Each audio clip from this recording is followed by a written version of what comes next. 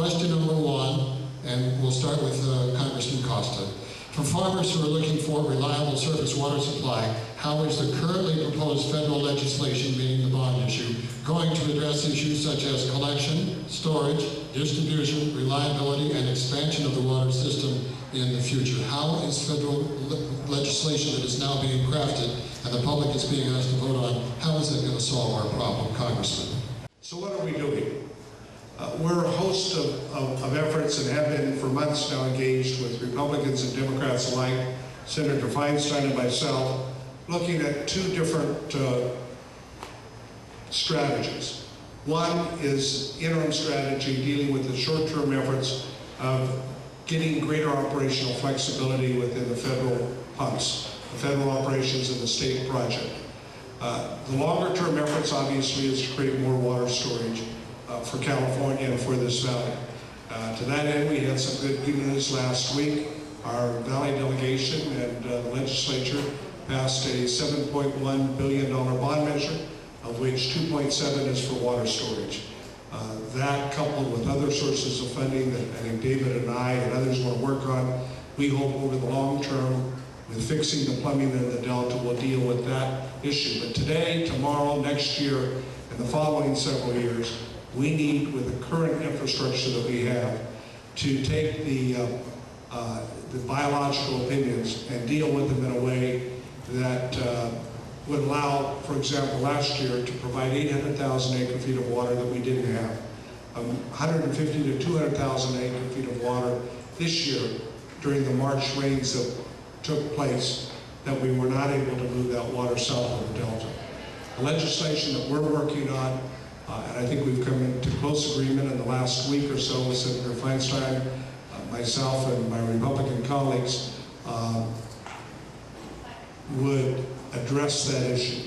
If it were in law today, would have meant that in the last 18 months, we would have had 800,000 to 1 million acre-feet of water today that we don't have. If we had 800,000 acre-feet to 1 million acre-feet of water in the system today, while the drought conditions would still be very, very difficult, it would be far more manageable. The legislation that we've been working on, obviously there's two different pieces of legislation. One passed out of the House, the other one passed out of the Senate. Both houses, very different piece of legislation, and both houses are controlled by two different parties. Conversations are actually going really well. There's a lot of opportunity in both bills. There's a lot of productive stuff in both bills, and both bills would actually help deliver water to the valley. We just have to come up with something that does as much as we can for the valley. And that's our number one priority, and that's why it's taking so long. We want to make sure it's the best bill possible, and it helps us as much as possible. The legislation, like Jim said, does have to address all issues. Obviously storage, it has to address the pumping, it has to address making sure that we do get water down here in the valley. At the end of the day, yes, Jim's right, it has to pass the Senate, but most importantly, it has to be signed by the President.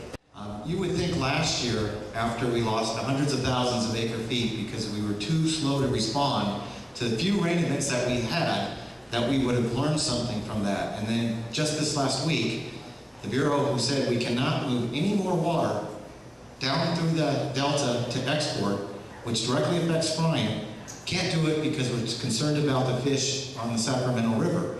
And then they had just made that water available on the Klamath system. And so kind of our frustration is whenever there's any type of risk on an environmental perspective, it's immediate water grab away from irrigation. And that just continues to frustrate us, in part because the numbers and the science aren't supporting a lot of these actions. Last year, we had no take at the pumps to speak of, and yet we had to shut the pumps off. And we asked why? Where's the data? Where are these fish dying? And the response we basically got was, well, we have a sense that the fish aren't doing well in the Delta. They couldn't prove they weren't there. They couldn't prove that they were being impacted, but they had a sense that they weren't doing well, and they shut the pumps down. And so Bryan has zero water supply this year. First time ever. 77, we had 200,000 acre feet. It was zero. Exchange contractors aren't getting the full supply. They're only getting 65%, and they're taking all the water out of Bryan. So part of what we're looking for, and I know both of these gentlemen are working hard on, is we need better science, more monitoring, And so we can make more rational and balanced decisions. That's one of the key things that we're looking for. The Senate bill has some of it. The House bill is much more comprehensive. So we are looking for some type of compromise that can be effected immediately so we get some immediate relief. If we don't have a wet fall and we hit the winter season when we have restricted pumping, it's going to be devastation.